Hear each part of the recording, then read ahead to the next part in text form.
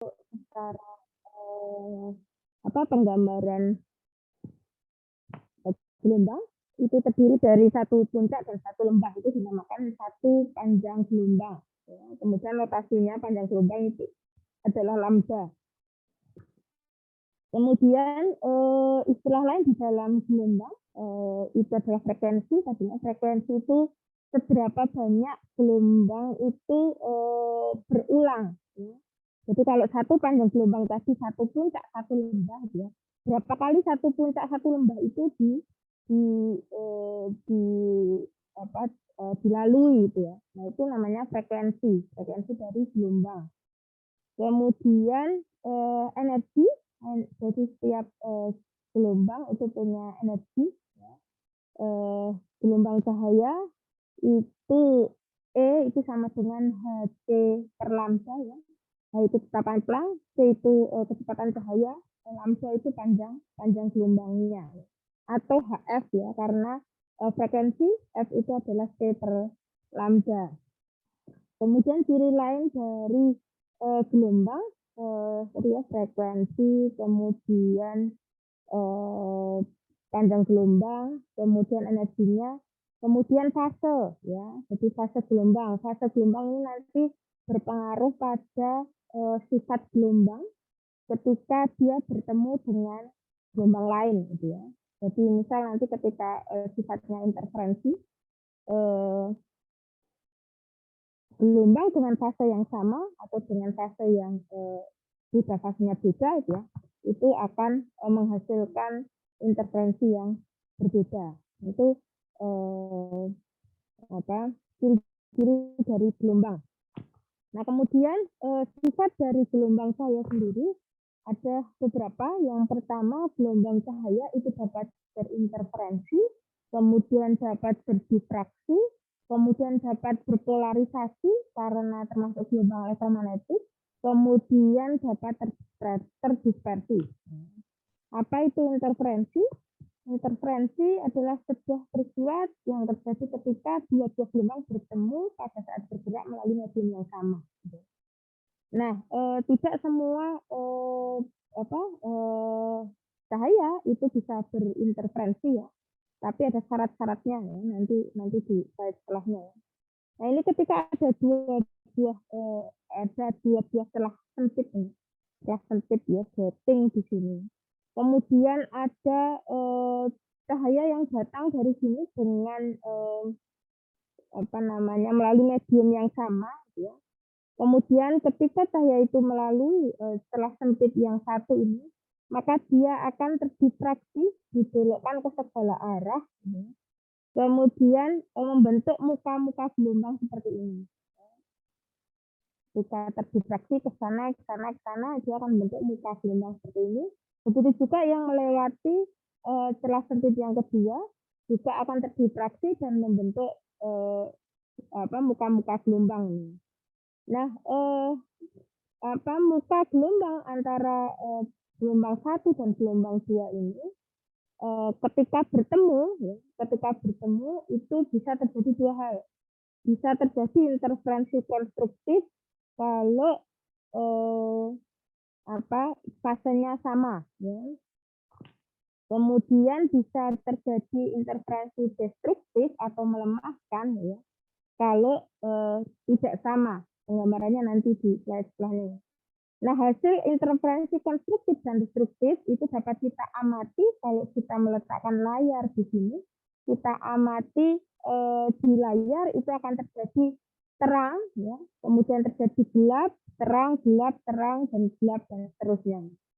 Terang artinya muka gelombang ini, dua muka gelombang ini berinterferensi konstruktif, ya, maka akan terjadi pola terang. Kalau dua gelombang ini berinterferensi destruktif, maka akan menghasilkan pola gelap.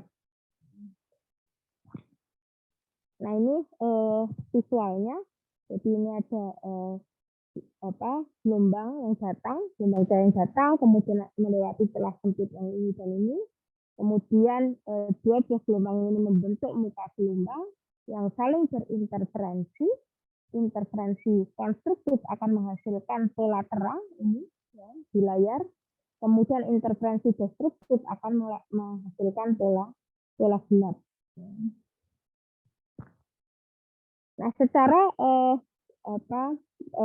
penggambaran secara gelombang, maka akan seperti ini. Ini adalah gelombang pertama, ini gelombang kedua. Saling menguatkan, ya, karena ini posisinya ini puncak ketemu puncak, ya, sehingga saling menguatkan. Begitu juga lembah ketemu lembah, saling menguatkan. Gitu. Maka ini akan terjadi interferensi konstruktif kalau seperti ini. Kalau fasenya beda, gitu ya, maka ini ya, akan saling melemahkan. Ya. Ini puncak, ini lembah. Ya. Puncak ketemu lembah saling meniadakan, gitu ya, saling meniadakan. Nah, cara terjadinya interferensi baik konstruktif maupun destruktif, yang pertama cahaya itu harus koheren. Koheren, beta fasenya selalu tetap. Kemudian frekuensinya sama dan amplitudenya hampir sama. Maka akan terjadi interferensi. Secara geometris kita dapat menganalisis jarak ya atau lintasan dari gelombang tersebut, gitu ya. Jadi ini ada celah 1 S1, ini ada celah 2 S2, kemudian ini jarak antar celah. Kemudian gelombang pertama difraksikan dengan melewati lintasan R1, gelombang 2 difraksikan melalui lintasan R2, kemudian bertemu di titik P sehingga terjadi interferensi di titik P ini. Kalau jarak antara celah ke layar itu L, kemudian jarak antara pola ya, antara ini terang pusat dan terang ke N atau titik P ini adalah Y, maka kita bisa menganalisis dari geometri ini bahwa delta ini ya, selisih lintasan yang ditempuh oleh gelombang 1 dan gelombang 2 itu adalah R2 min R1 secara trigonometri dari segitiga ini, maka sama dengan D sin theta. Karena sin theta itu sama dengan delta dibagi D ya. Maka delta itu sama dengan D sin theta.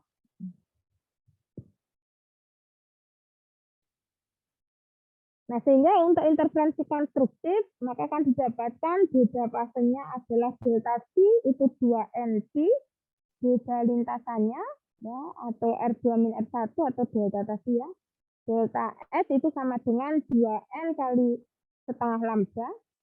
Kemudian itu sama dengan D sin theta. D sin theta itu sama dengan delta S, 2N setengah lambda. Kemudian D kali Y dibagi L itu sama dengan 2N kali setengah lambda atau N lambda. Ini untuk interferensi konstruktif. Sedangkan untuk interferensi destruktif, maka beda fasenya adalah delta T 2N min 1 T. Ini beda ya, ininya minus 1. Maka beda fasenya itu berbeda sehingga menghasilkan interferensi destruktif itu tadi. Kemudian beda lintasannya delta S itu 2N min 1 kali setengah lambda. Itu akan sama dengan D sin theta. Ya. D sin theta sama dengan 2N min 1 kali setengah lambda. Kemudian D kali Y per L ya, itu sama dengan 2N min 1 kali setengah lambda. Kemudian jarak antara pita terang dan gelap yang berdekatan, delta Y, ini terang pusat, T0, gelap 1, terang 1, gelap 2, terang 2, dan seterusnya. Jarak antara mereka delta Y itu sama dengan L lambda dibagi 2D. Nah, kemudian sifat gelombang cahaya yang kedua adalah difraksi. Jadi kalau tadi di celah ganda itu saling bertemu, itu berintervensi, tetapi di masing-masing celah sebenarnya terjadi difraksi cahaya. Ya. Pembelokan karena adanya penghalang berupa celah. Gitu ya.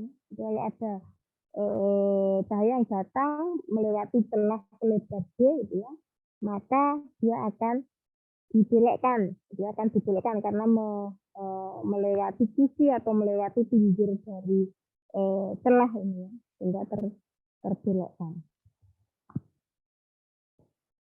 Nah, pada difraksi celah tunggal, ya, kita gelap ke N itu akan sama dengan 2N kali setengah lambda. Sedangkan letak garis gelap ke N dari terang pusat itu akan sama dengan N lambda L dibagi D. Nah, ini dari analisis geometri juga, ya, dari analisis geometri.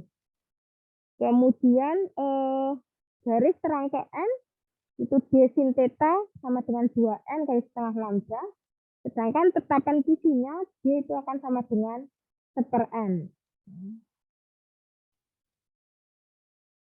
Sifat ketiga dari gelombang cahaya yang merupakan gelombang elektromagnetik ya, ada polarisasi. Terserapnya sebagian arah getar gelombang transversal sehingga gelombang hanya memiliki satu arah getar saja.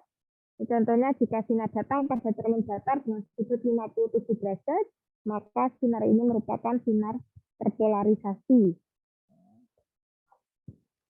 Ini cahaya datang mengenai polarisator ini, maka keluar dari polarisator itu cahaya akan terpolarisasi. Di mana intensitas setelah melewati polarisator itu tinggal setengah sinar.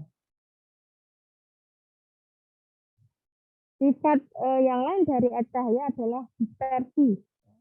Dispersi adalah gejala perolehan cahaya putih menjadi cahaya berwarna-warni. Cahaya putih itu polikromatik, dia memiliki banyak panjang gelombang atau banyak warna.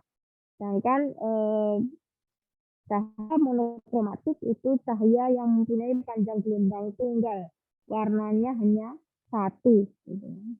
Anda bisa melihat fenomena ini terjadinya pelangi, ya. Pelangi itu ketika cahaya matahari yang merupakan cahaya polikromatik mengenai tetes air, biasanya kan pelangi terjadi setelah hujan ya. Jadi kena tetes air, sisa hujan, kemudian terdispersi oleh cahaya, oleh tetesan air itu ya, sehingga menjadi pelangi gitu ya. Atau ketika Anda melewatkan cahaya putih ya, mengenai prisma ya, maka akan diuraikan cahaya putih itu ya, karena dibiaskan, terjadi pembiasan di dalam prisma ya, sehingga terdispersi menjadi cahaya-cahaya monokromatik ya, cahaya yang punya panjang gelombang tunggal.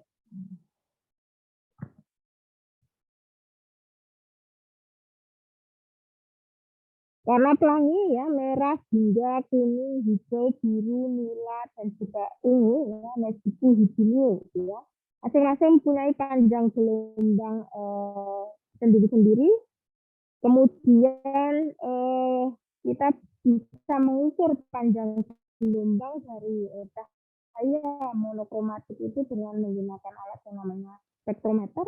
Nanti akan kita bisa melihat puncak absorpsinya di mana ya, maka kita tahu panjang gelombang warna tersebut. Panjang gelombang terbesar itu di cahaya tampak itu adalah warna merah, sedangkan panjang gelombang terkecil untuk cahaya tampak itu adalah warna ungu ya. Yang lain tadi di ini itu berada di antara merah dan ungu. Jadi ini ungu, ini merah ya, maka panjang gelombangnya adalah ini. Untuk ungu itu sekitar 380 sampai 450, merah itu 620 sampai 750. Merah ini mempunyai panjang gelombang terbesar, artinya energinya kecil, gitu ya. Sedangkan ungu itu mempunyai panjang gelombang kecil, energinya besar ya. Dari persamaan energi ya, bisa kita lihat ya, E itu sama dengan Hc per lambda gitu ya, Hc per lambda. Kalau lambdanya besar, panjang gelombangnya besar, maka energinya kecil. Kalau panjang gelombangnya kecil, maka energinya besar.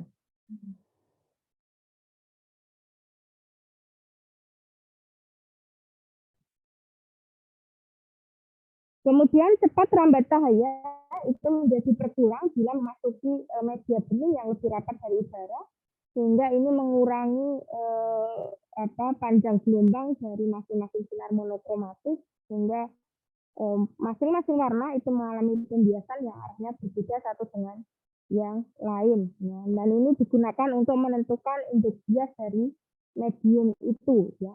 Tiap panjang gelombang memiliki indeks bias yang berbeda. Semakin kecil panjang gelombangnya, maka semakin besar indeks biasnya. Hubungan indeks bias medium N dan panjang gelombang dalam medium lambda N itu dinyatakan dalam persamaan ini. Jadi ini indeks bias medium yang dilewati cahaya itu akan sama dengan panjang gelombang cahaya itu di udara dibagi panjang gelombang cahaya itu di dalam medium. Nah ini indeks bias beberapa medium. Untuk vakum itu 1. Makanya cepat rambat cahaya di vakum itu 3/8 itu ya. Kemudian udara itu sedikit lebih besar 1,0003 ya. Kemudian sampai intan ini ya, ini 2,42. Ini pengaruhnya ke pembiasan dari cahaya. Nah, prisma itu adalah benda bening yang terbuat dari gelas yang dibatasi oleh 2 bidang permukaan yang membentuk sudut tertentu. Fungsinya untuk menguraikan ya, atau sebagai pembias sinar yang mengenainya. Ya. Di dalam prisma dia punya bidang pembias dan sudut yang dibentuk oleh kedua bidang pembias itu disebut dengan sudut pembias atau beta. Ya. Secara geometris seperti ini. Jadi ini ada prisma. Ini adalah sudut pembias prisma yaitu beta. Ya. Ini adalah sinar datang, kemudian dibiaskan, ya, ini sudut normal ya, ini sudut normalnya atau garis normal. Maka kalau sinar datang dari udara ke yang lebih renggang ya, indeks biasnya lebih kecil ke medium yang indeks biasnya lebih besar atau lebih rapat, maka dia dibelokkan mendekati garis normal ini, ya, dibiaskan mendekati garis normal ini. Nah,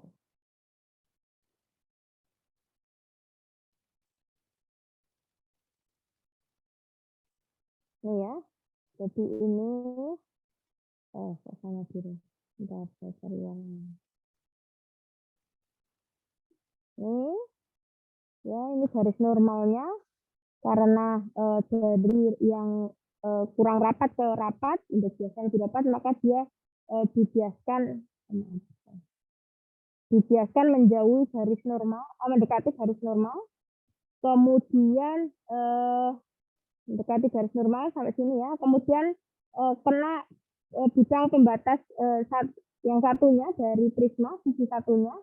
Kemudian ini dari medium yang lebih rapat, yang lebih besar indeks biasnya, ke medium yang lebih kurang rapat, ya, yang lebih kecil indeks biasnya, maka dia ini garis normalnya dibiaskan menjauhi garis normal. Kalau ini tadi mendekati ya, karena garis normalnya ini. Kalau terus kan ini ya, kalau terus ini dia dibiaskan mendekati garis normal ini. Sampai sini ini garis normalnya ini dia dibiaskan menjauhi. Ya. Nah, kalau kita lihat segi 4 ABC ini ya, A, B, C, E yang sini ya, maka beta ditambah segi 3A, B, C ini akan sama dengan 180 derajat. Kemudian pada segitiga ABC juga berlaku hubungan, ini ada 3 sudut di segitiga ABC ini R1, ini I2, ya, ini B, ini C ya. Maka R1 ditambah I2, R1 itu sudut bias dari sisi 1, kemudian I2 itu sudut datang dari sisi kedua, ditambah sudut BC ya, sudut ABC, itu akan sama dengan 180 derajat.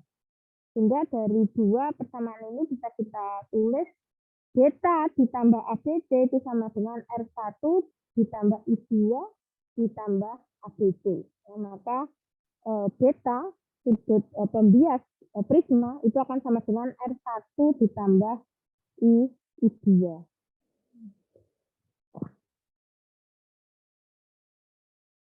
Ya, beta itu akan sama dengan R1 ditambah I2. Mana beta itu sudut pembias prisma, I2 itu sudut datang pada permukaan 2, R1 itu sudut bias pada permukaan 1. Kemudian sudut deviasi, sudut yang dibentuk oleh perpanjangan sinar datang mula-mula dengan sinar yang meninggalkan bidang pembias atau pemantul, itu akan sama dengan N-1 kali beta. Kemudian sudut dispersinya itu akan sama dengan sudut deviasinya warna ungu dikurangi sudut deviasinya warna merah. Delta I min delta M. Ini contoh soal, nanti bisa diselesaikan sendiri. Gelombang cahaya sampai sini ada pertanyaan? Enggak ada, saya lanjutkan ke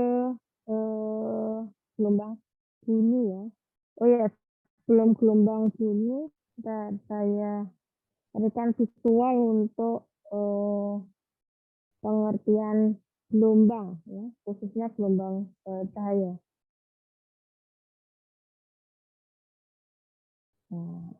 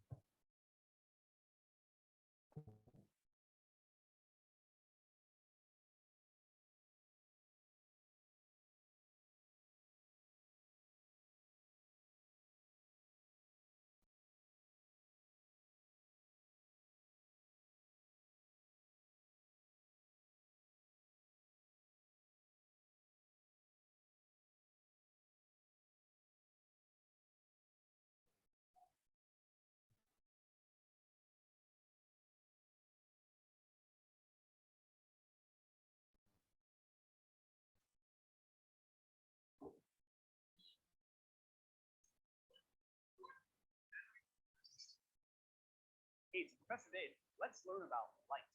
He knows a lot about the science stuff. Since we've been able to look up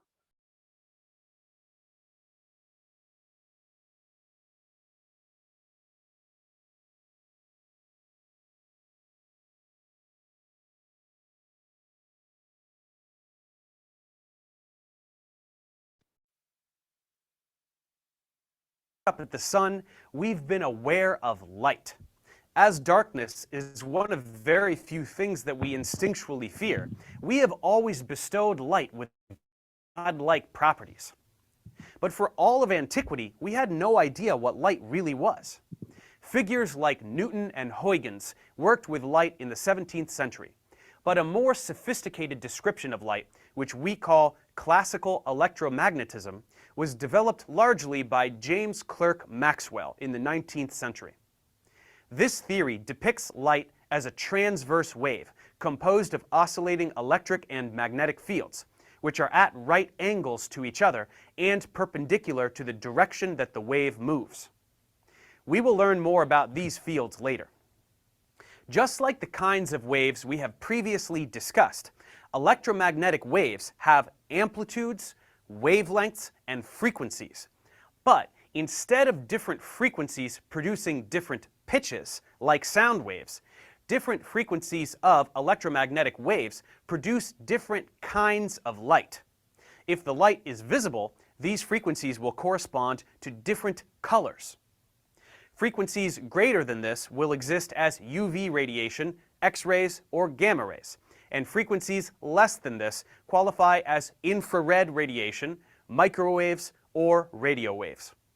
All of these phenomena are collectively referred to as electromagnetic radiation, and they can be found on the electromagnetic spectrum.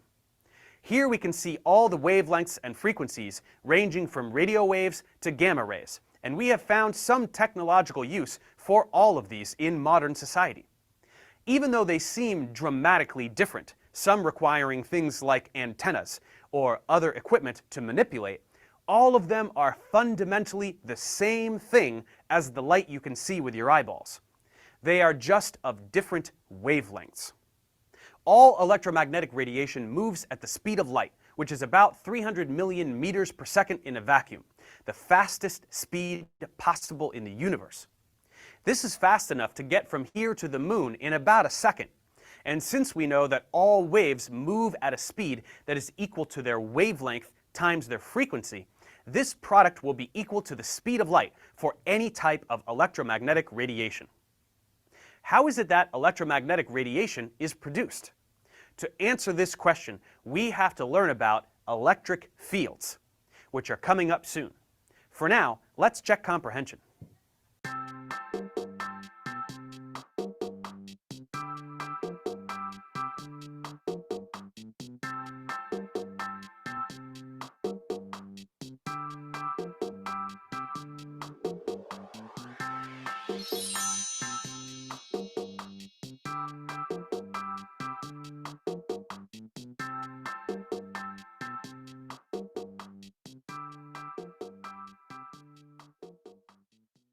Thanks for watching, guys. Subscribe to my channel for more tutorials. Gitu ya. Jadi karakteristik cahaya tampak yang saya terangkan tadi termasuk dalam gelombang elektromagnetik. Oke, saya lanjutkan ke gelombang bumi ya.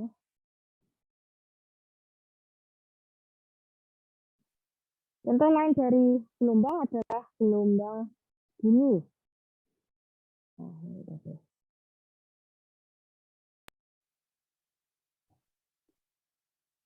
Gelombang bumi itu salah satu contoh gelombang ya. Bentar, ini kayaknya.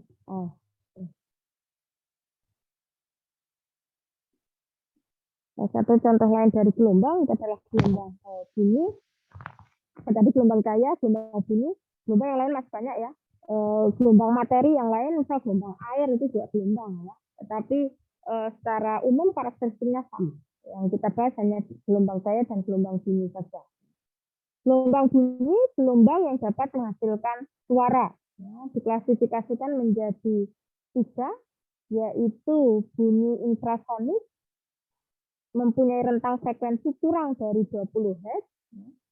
Ini kalau frekuensinya kecil, frekuensi kecil itu artinya panjang gelombangnya besar. Ya.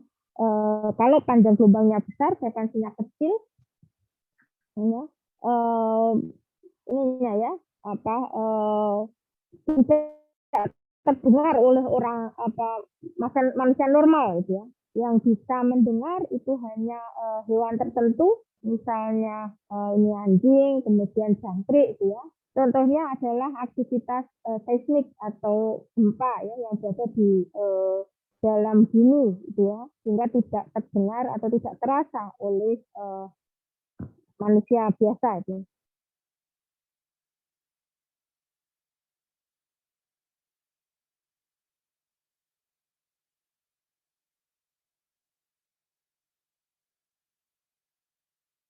Audiosonik, nah ini rentang frekuensinya antara 20 sampai 20.000 Hz. Ya inilah bunyi yang dapat didengar oleh manusia normal gitu ya. Seperti halnya tadi cahaya tadi yang tampak di kita, itu adalah cahaya tampak, itu panjang gelombangnya itu sekitar 300 sampai 800 ya, 300 sampai 800 nanometer ya. Dari merah sampai ungu tadi ya, dari ungu sampai merah tadi ya, 300 sampai 800 ya. Padahal di sini dan di sini itu juga masih banyak. Jadi yang tampak oleh kita itu adalah yang middle ya, yang tengah-tengah. Begitu juga dengan gelombang bumi, yang terdengar oleh kita itu yang frekuensinya sedang ya, yang frekuensinya berada di tengah antara 20 sampai 20 ribu hertz gitu. Kemudian bunyi yang lain adalah bunyi ultrasonik ya, rentang frekuensinya lebih besar dari 20 ribu hertz. Ini hanya bisa didengar oleh kelelawar dan juga lumba-lumba. Ya. Kalau bunyi itu hubungannya dengan telinga kita ya, telinga kita ya, jadi itu berkaitan dengan energi ya.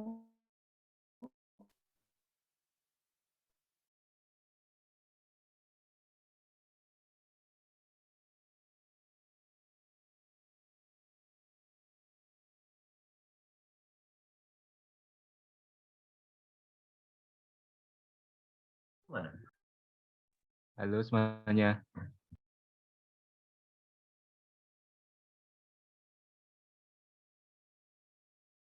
Assalamualaikum.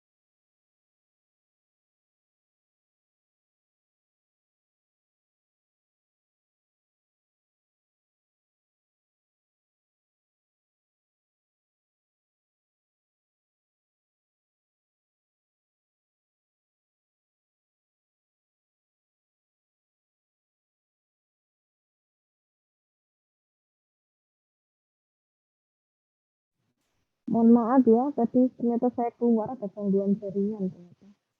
Saya ulangi.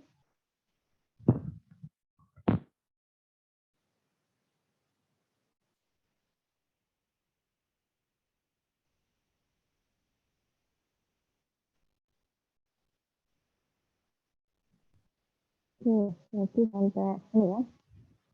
Jadi begitu juga dengan bunyi itu ya, itu hubungannya dengan reseptor di telinga kita ya. Maka hanya frekuensi tertentu yang bisa kita dengar, ya, yang bisa kita terima reseptor di telinga kita, dan itu berkaitan keamanan ya, atau apa namanya, kesehatan ya. Nah, kemudian sifat-sifat bunyi itu merupakan gelombang mekanik, artinya bentuk medium. Kalau gelombang cahaya tadi bisa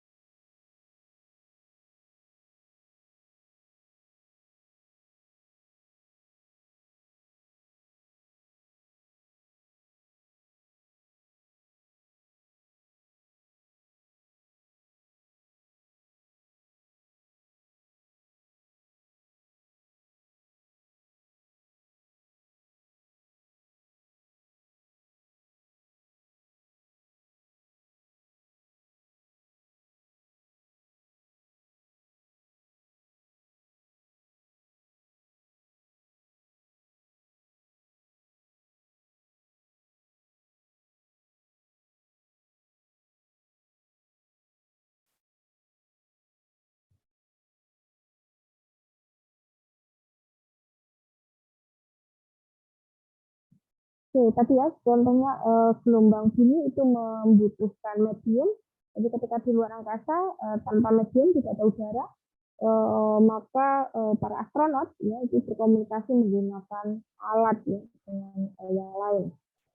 Kemudian kalau di medium ya baik itu misal udara, kemudian ini juga air gitu, maka bunyi itu dapat merambat.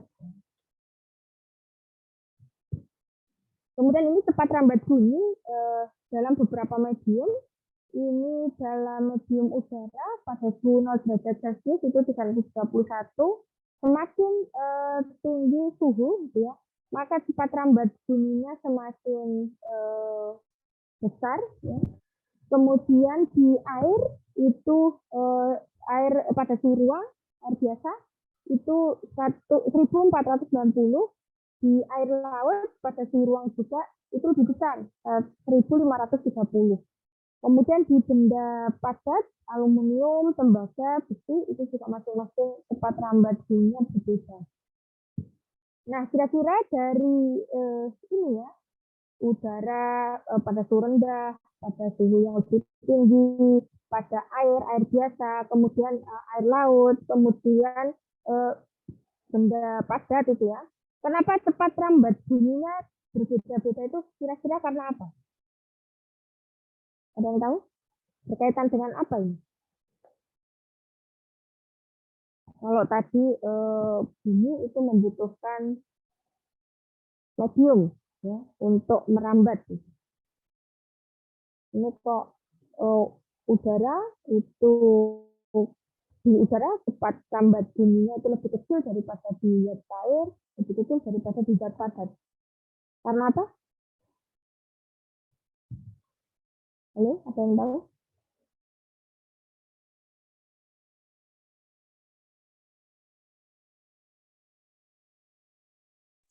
Masa jenis Karena apa? masa jenis bukan. Betul, karena massa jenis atau kerapatan, ya, kerapatan dari medium gitu ya. Kita tahu bahwa udara itu merupakan jenis gas, di mana kerapatan gas, kerapatan molekul dalam gas itu sangat kecil ya, karena molekul-molekulnya itu bisa bergerak ya di udara ya. Kemudian semakin tinggi suhu udara itu semakin rapat ya, semakin kerapatannya semakin besar. Ya. Maka cepat rambat bunyinya juga semakin besar. Kemudian di air biasa sama-sama air biasa dan air laut berbeda ya. Karena di air laut kita tahu ada kandungan garamnya, massa jenisnya lebih besar. Ya. Kemudian di zat padat, ya, maka cepat rambatnya lebih besar lagi ya, karena massa jenisnya atau rapatannya lebih besar ya, lebih mampat, lebih rapat gitu. Maka cepat rambat bunyinya juga lebih besar. Ini berkaitan dengan massa jenis. Secara matematis dirumuskan seperti ini. Jadi P ini di udara itu sama dengan akar gamma RT per M. Ini berkaitan dengan suhu ya. Kemudian di zat padat P itu sama dengan akar E per rho. Sedangkan di zat cair itu akar B atau beta per rho ya. Di mana E itu modulus elastis, kemudian rho itu massa jenis, kemudian beta itu modulus bulk dari zat cair, kemudian rho massa jenis medium.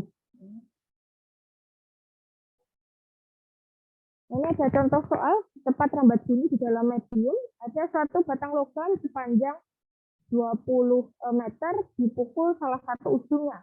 Diketahui modulus elastis batang logam 5 kali 10 pangkat 10 Newton per meter persegi.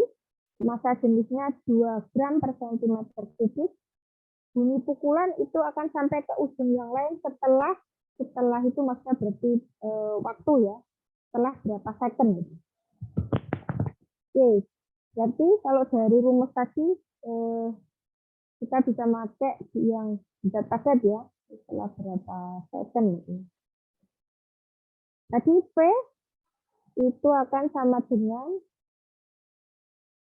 akar yang di Z paket tadi ya. E dibagi row. E dibagi row. Maka sama dengan ini E-nya berapa? E-nya 5 kali 10 pangkat 10. 5 kali 10 pangkat 10. Kemudian rho-nya 2 gram per centimeter kubik. Dijadikan SI berarti berapa? 2 kali gram ke apa ke kilo kali 10 pangkat berapa?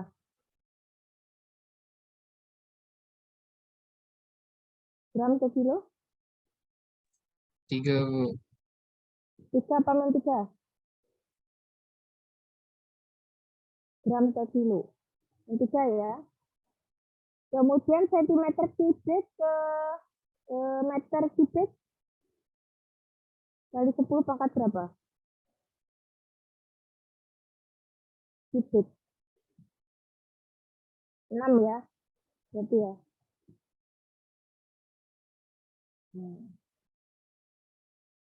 Ini kalian hitung kecepatannya berapa berarti?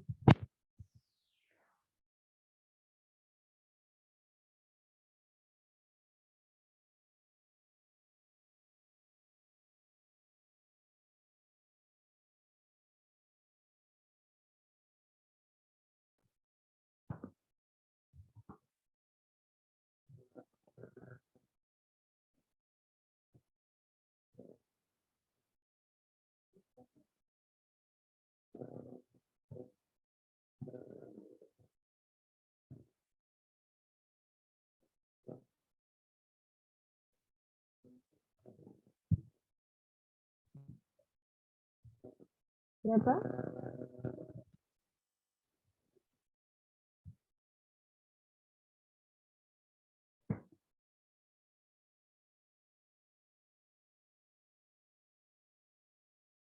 Ini 6 dan min 3. Ya, jadi min 3, ini min 3 ke sini ya, ke atas.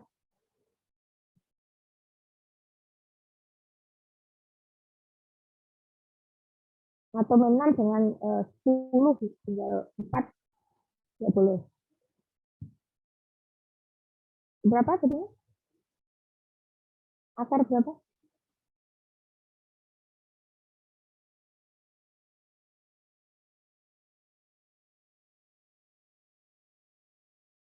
Tadi?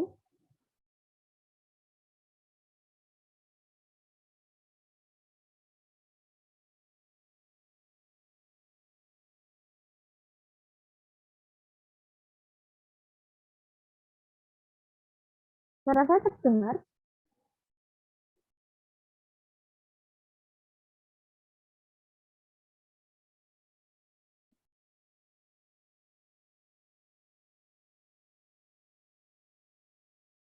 Berapa kecepatannya?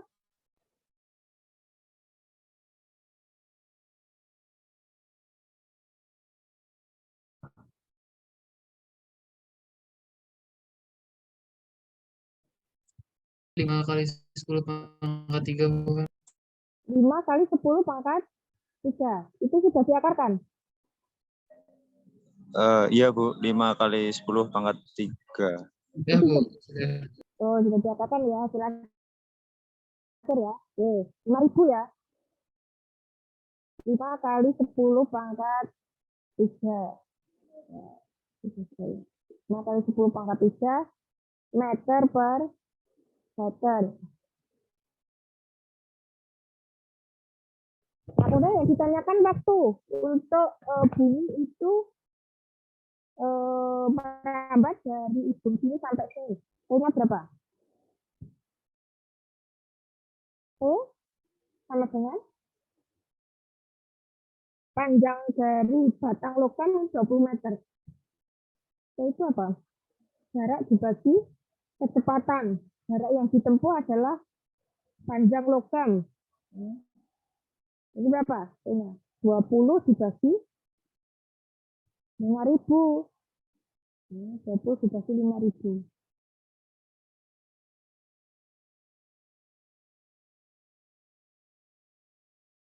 Berapa? 20 dikasih 5.000?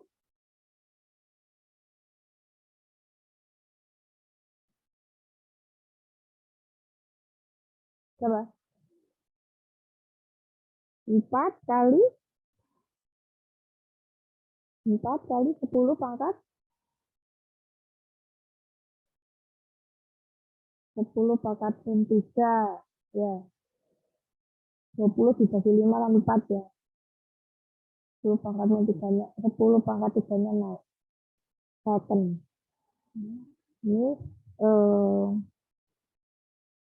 apa namanya? Waktu yang ditempuh oleh sini untuk dari sini. Makanya kalau kita dengar cepat sekali ya. 0,004 second. Ya, cepat estimasi itu. Itu ini nanti kami sendiri. Kemudian untuk mengetahui kecepatan ini pada Jawa ya, bisa kita analisis menggunakan percobaan Morse. Ini nanti menjadi dasar untuk penentuan nada itu ya pada alat-alat musik yang menggunakan Jawa itu ya. Percobaan Morse itu setup alatnya ini terdiri dari penggetar atau vibrator, kemudian ada Jawa atau senar yang dihubungkan dengan katrol. Katrol ini dihubungkan dengan beban ya, beban yang menggantung gitu ya. Nah kemudian ketika vibrator ini dihidupkan gitu ya, maka getaran dari vibrator ini akan merambat melalui Jawa atau senar ya, sehingga akan terbentuk ini ya, simpul ya, dan perut ya, ini perut gelombang, kemudian simpul, perut, simpul dan seterusnya. Nah ini akan dipengaruhi oleh beban jantung di sini ya, terbentuknya kecepatan dari bunyi pasca Jawa ini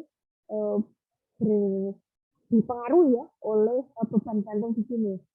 Dinyatakan dengan persamaan bahwa V itu sama dengan akar F dibagi mu, atau karena mu itu adalah massa persatuan panjang Jawa, maka sepermu itu sama dengan L per M, ya. Sehingga V itu akan sama dengan akar F kali L dibagi M, sama dengan akar F karena massa jenis, ya massa jenis kali atau Jawa, massa ini sama dengan massa jenis dikalikan volume, ya rho kali C, ya.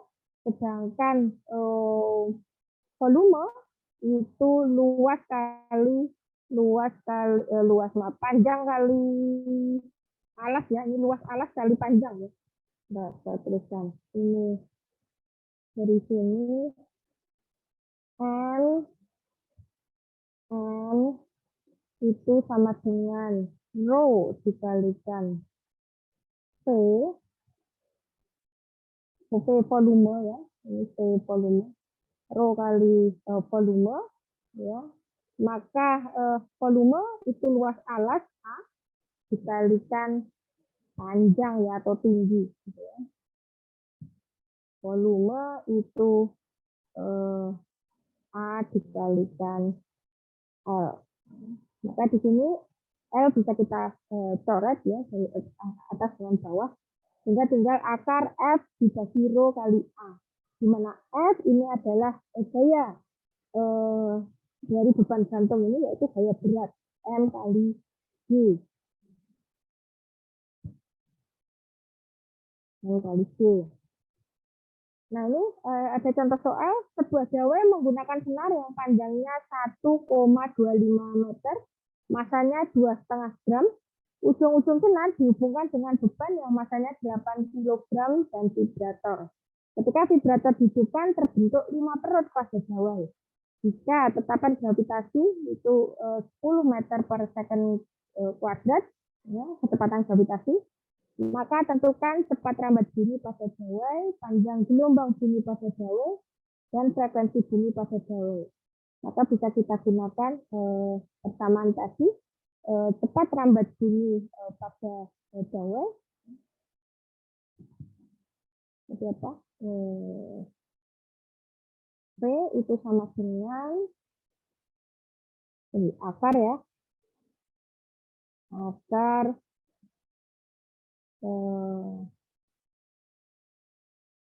F apa tadi? F dibagi dengan rho kali rho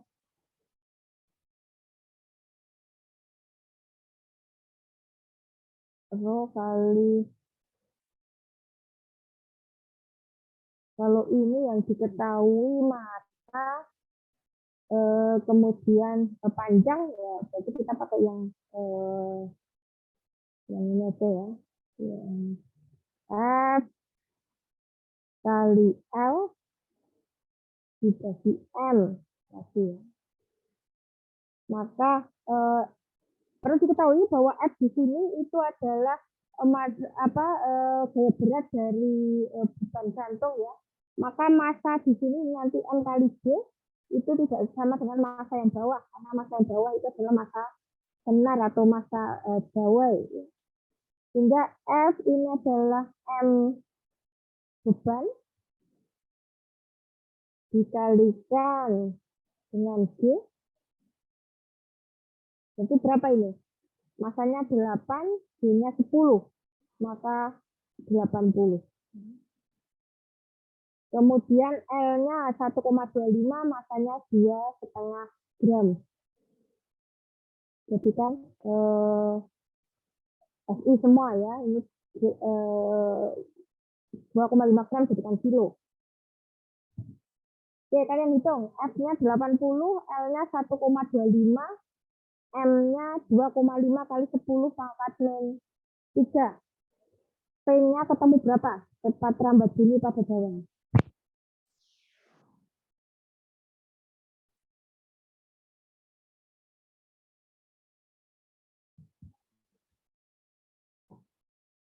Kemudian yang B ditanyakan panjang gelombang bunyi pada bawah. Ini tadi diketahui terbentuk 5 perut, berarti 1, 2, 3, 4, 5. Ya.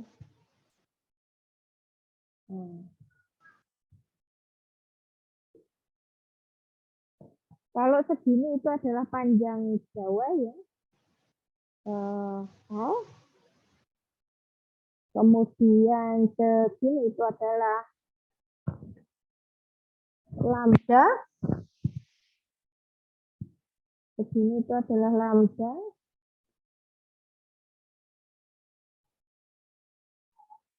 Maka segini berapa lambda ini?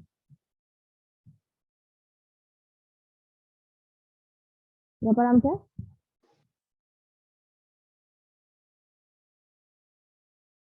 Halo? Kalian masih mendengarkan saya? 2,5 bukan, Bu? Iya, ini setengah lambda ya, sehingga total lambdanya 2,5. Oke. Maka L itu sama dengan 2,5 lambda atau 5/2 lambda. Maka lambdanya sama dengan 2/5 L. Ya, 2/5 L.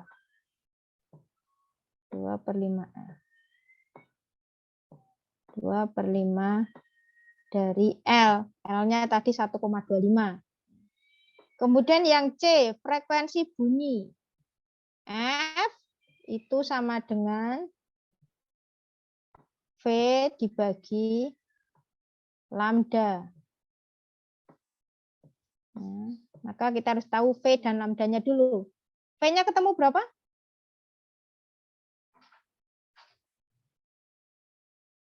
V-nya ketemu berapa?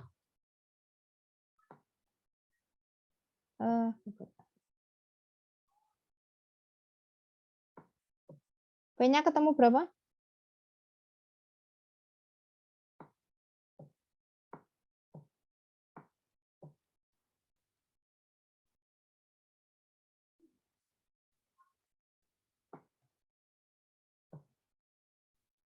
F-nya tuh 80 bukan Bu yang F-nya? F-nya 80 ini ya. L-nya 1,25.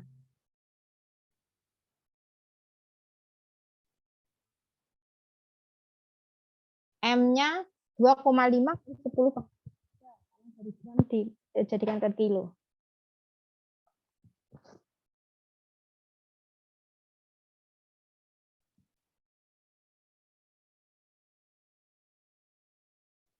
Berapa ketemunya?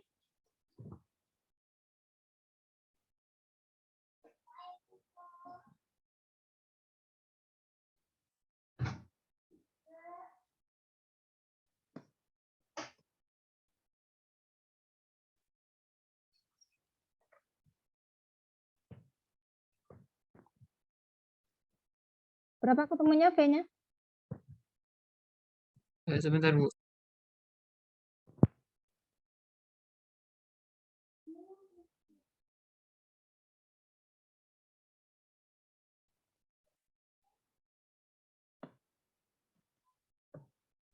Ratus bukan Bu?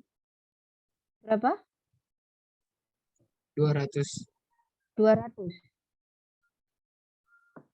200 pas.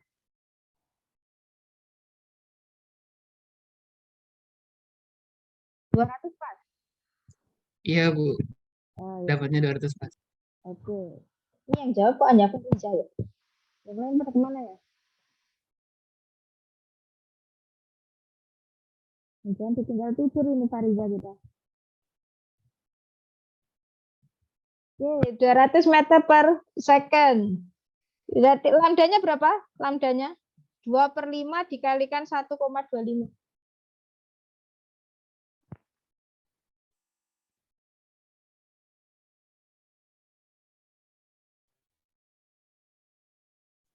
Setengah bukan Bu? 0,5. Oke. Sehingga frekuensinya berapa? Frekuensinya 400. 400 Hertz. Ya. Oke, makasih Riza. 400 Hertz. Jadi kita bisa menganalisis sifat atau ciri-ciri gelombangnya dari cepat lambat, panjang gelombang, dan juga frekuensinya. Nah, kemudian percobaan WSJ ini dijadikan dasar gitu ya, untuk analisis ya frekuensi nada pada dawai ya. Untuk nada dasar ya, ini Anda lihat ini untuk dawai sepanjang L ini ya, maka bentuk lambda, maka L sama dengan setengah lambda, sehingga frekuensinya adalah V dibagi 2L. Ya. Ini disebut dengan nada dasar. Kemudian F1 itu nada atas 1, itu terbentuk 2 buah perut, ya, sehingga ini satu panjang gelombang, sehingga L itu sama dengan lambda, F1 itu sama dengan 2V dibagi 2 lambda, ini untuk memperoleh perbandingan ya. V per L, 2V per 2. Kemudian 2 itu 3V per 2. Nada atas kedua ya, nada atas ketiga itu 4V per 2 dan seterusnya. Sehingga perbandingan frekuensi pada dawai itu 1:2:3:4. Bisa ditulis N plus 1 V per 2. So, N plus 1 kali F0.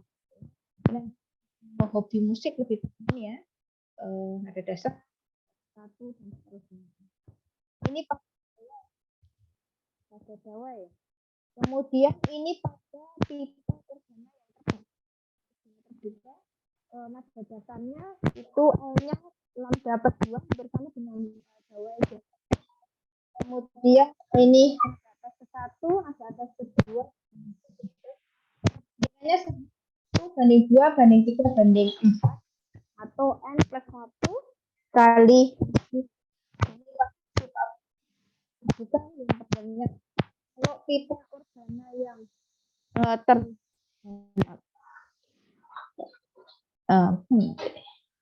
tertutup ya. Nah dasarnya itu lambda perempat ya. Lambda 3/4. Ini hanya seperempat lambda. Maka namanya itu perempat. Ada 1 itu 3p/4. Sampai itu 7p/4. Sehingga perbandingannya 1/3/5/7 atau 2n+1.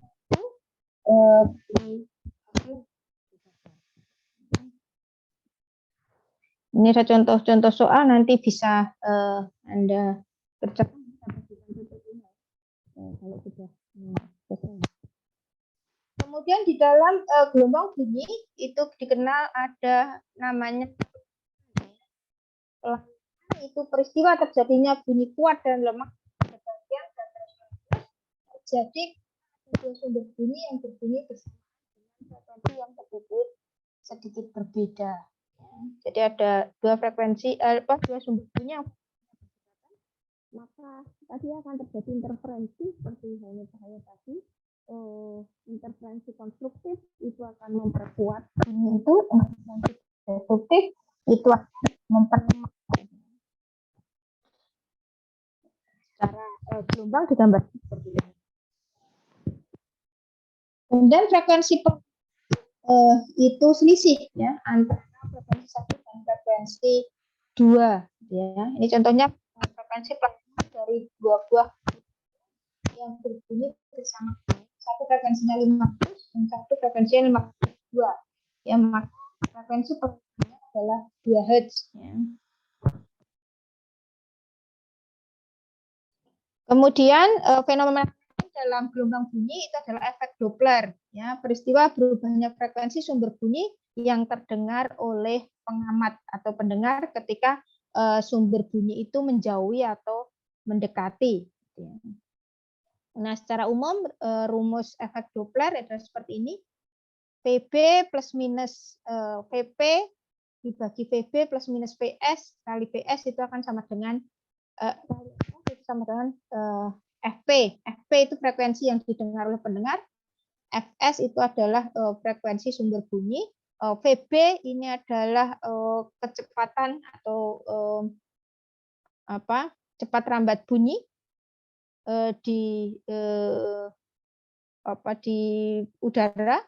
Kemudian VP kecepatan pendengar, VB itu kecepatan bunyi di udara, tadi ya sama. PS itu kecepatan sumber. Kalau ada unsur lain, misal angin ya, yang membantu itu mempercepat ataupun malah menghambat, maka ada unsur VA di sini. Tapi biasanya diabaikan angin gitu ya.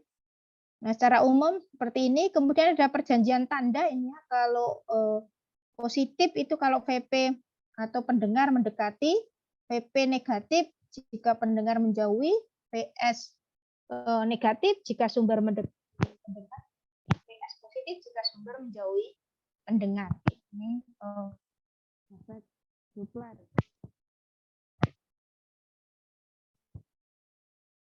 Di dalam cahaya sebenarnya juga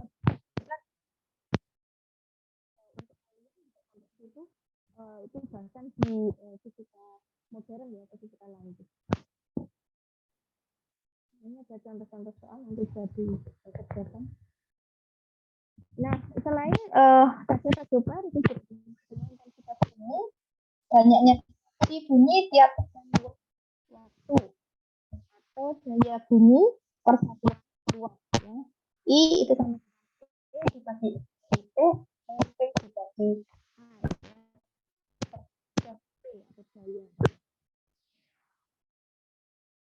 bunyi gelombang seperti yang cahaya tadi, maka A-nya itu sama dengan luas bul sehingga I itu tidak dengan dibagi 4.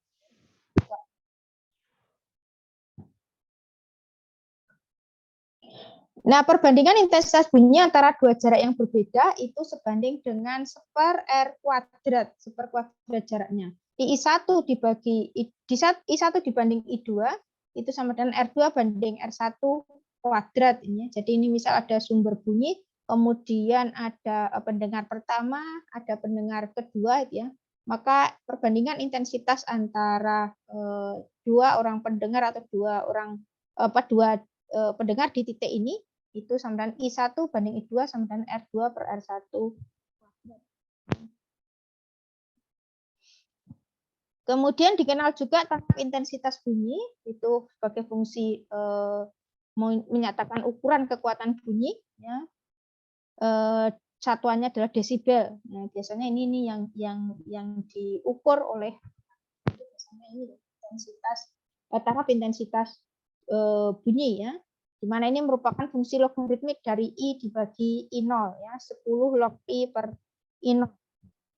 Intensitas ambang pendengar manusia itu minimal 10 pangkat 12 watt, maksimal itu 1 watt. Nah, lebih dari ini ya merusak.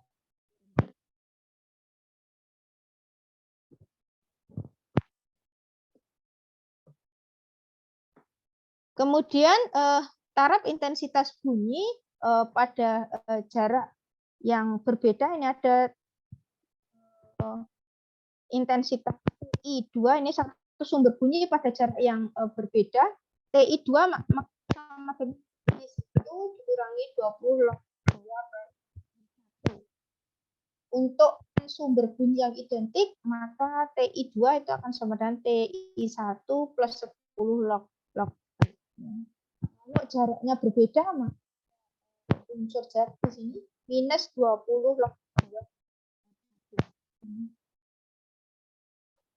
Ini pengetahuan buat kalian saja. Oke, lubang bunyi di sini ada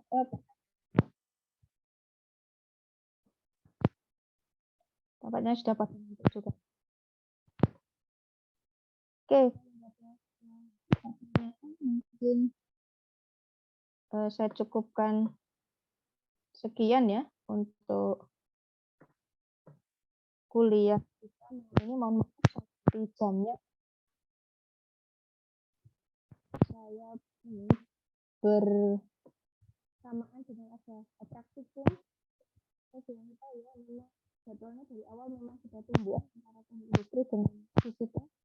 Tapi karena kami tim di fisika, jadi kemarin-kemarin saya bisa berbagi rekan dosen yang lain. Dan besok itu bagian saya, tetapi hanya Rabu besok ya. Rabu besok, Rabu depannya sudah bisa lagi normal. Jadi mohon maaf ini saya ganti malam hari. Oke, kalau nggak ada pertanyaan, mungkin saya cukupkan sekian. Assalamualaikum warahmatullahi wabarakatuh.